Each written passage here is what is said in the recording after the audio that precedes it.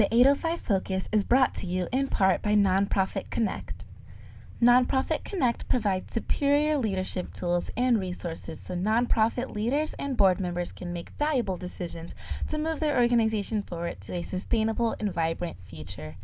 More information on services online at nonprofitconnect.org.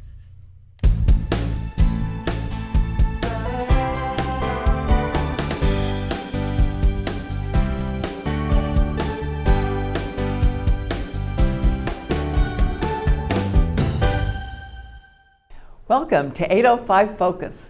I'm Dr. Cinder Sinclair with Nonprofit Connect, and we will be bringing you the latest on your favorite nonprofits, so get ready to be inspired. Our special guest today is Debbie Laux, and Debbie is a board member and Legacy Program Director for Join Up International.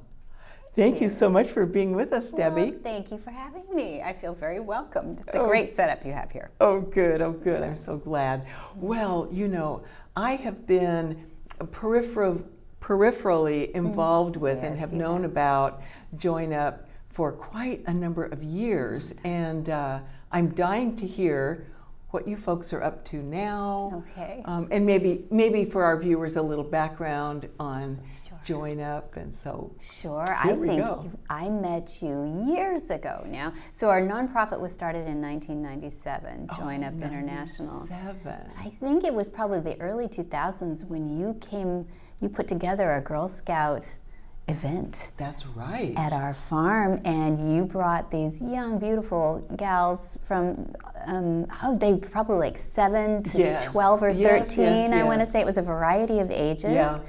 And they all met Shy Boy, the wild Mustang. Yes, Shy Boy, oh my gosh. And they got to see a Join Up in the round pen, and it was quite emotional. It's emotional, it's powerful, it's amazing. It is powerful. We should tell people a little bit about what Join Up is. Yes. So Join Up is built on the body language. It's our body language, and it's a horse's body language in communication. So that sounds ooey, but it's not. It's just like signing for the deaf. They're silent animals, you know, and they don't communicate. The whinny here and there is just a location thing, but they really do gesturally interact in a herd. And so we can emulate our bodies to describe sort of who's in charge. And that Join Up that we even had one of the children do was super powerful because we taught them to breathe and control their gestures so that the horse at first went away from them, and then they did the invitation back and they joined up with them. So the horse came to the little girl's shoulder, breathed on her neck, and she was like, and it's such a powerful thing. And most people don't know that. So why horses? Yes, why horses? Yeah. I think that's the question we get a lot. So why is this so powerful? Why do horses respond to us this way? And I think we're so used to dogs and cats and carnivores in our house. Their impetus, their motivation is based on finding food or earning food, you know, so it's all about that. Horses, like Dad likes to say, my dad's Monty Roberts. Yes. And he is a horse trainer extraordinaire. Oh boy. Understatement. He's good. He's good. He's astonishing. He is.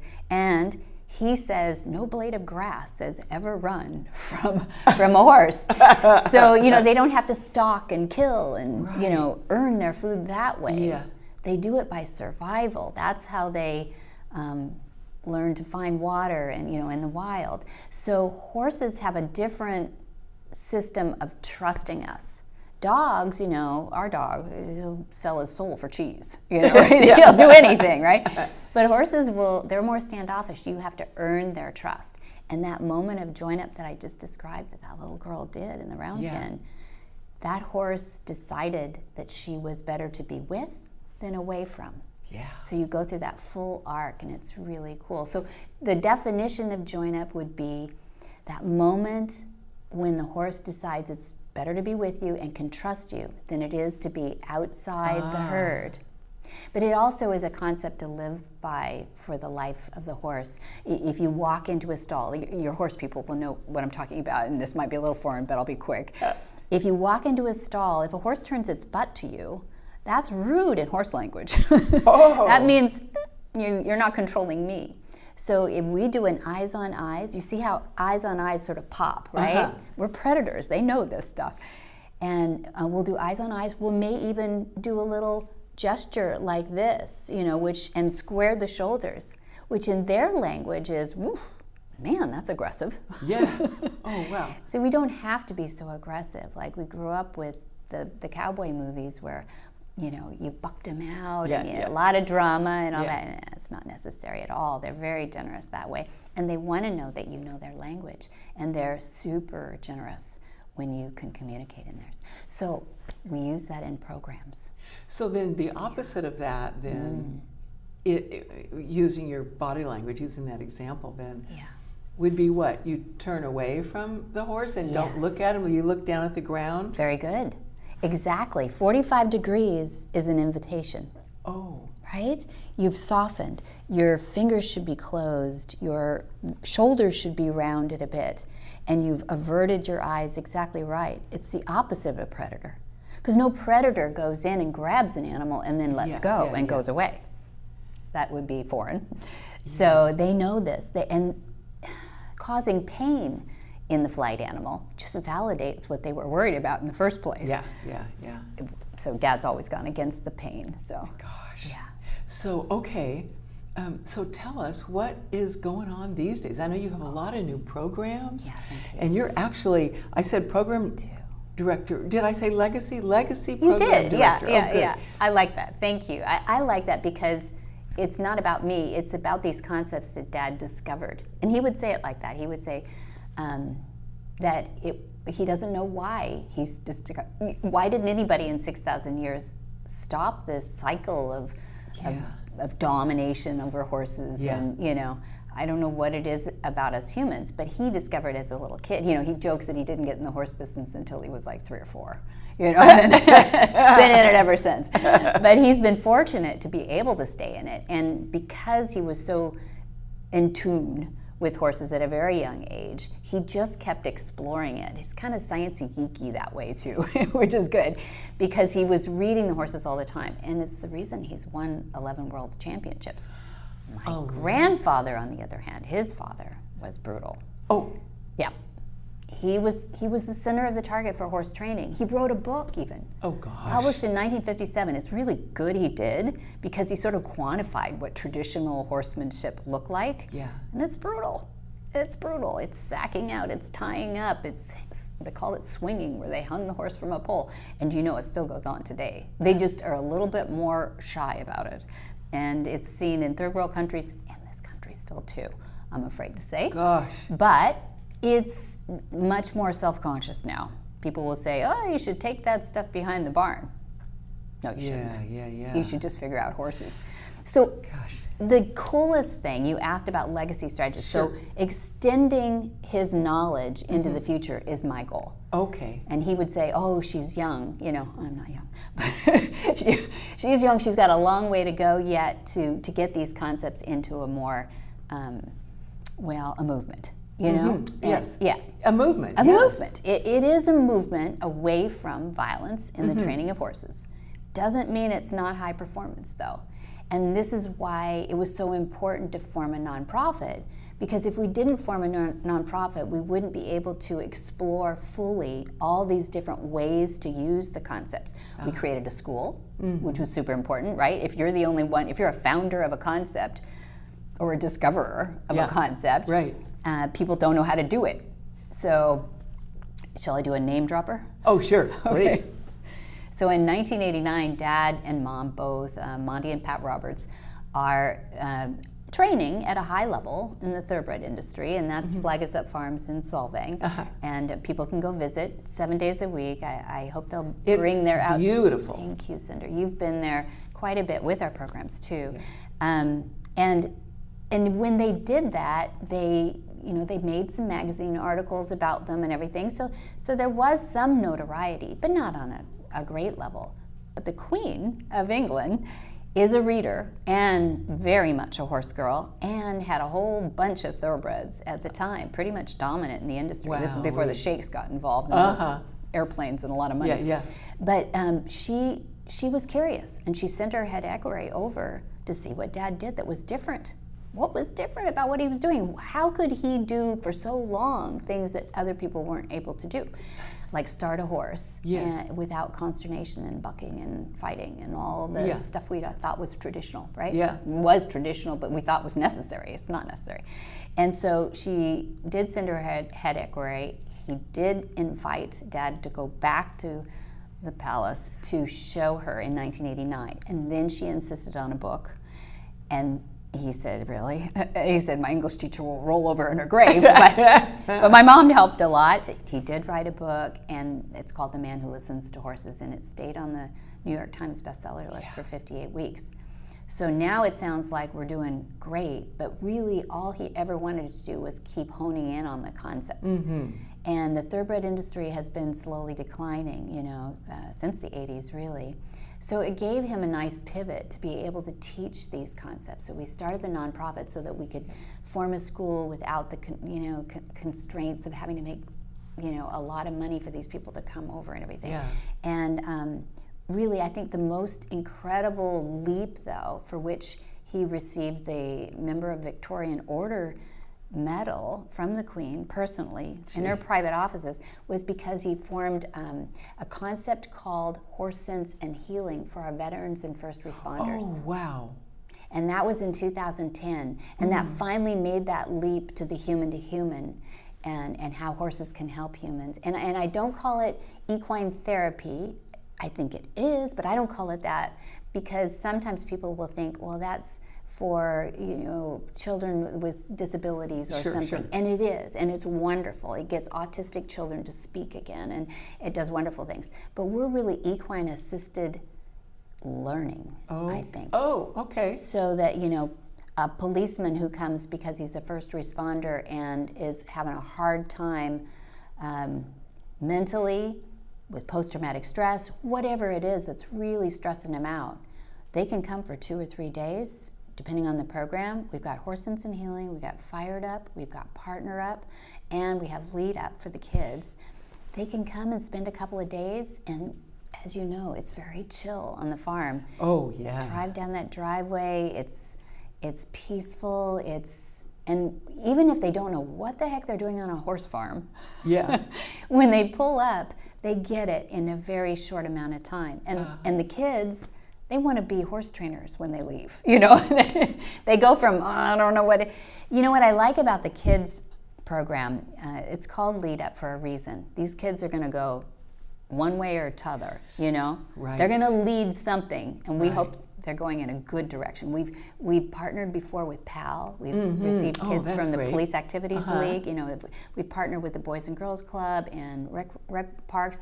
Old School Cafe in San Francisco just last week brought their kids down for this experience, because outside their programs they can do an experiential couple of days, and it really cracks open their heads in a nice way. I think the coolest thing is you get these big macho kids in there, they've been bullying people around, and they can't. They're 180 pounds or something, and they've been the strongest kid in the class every year.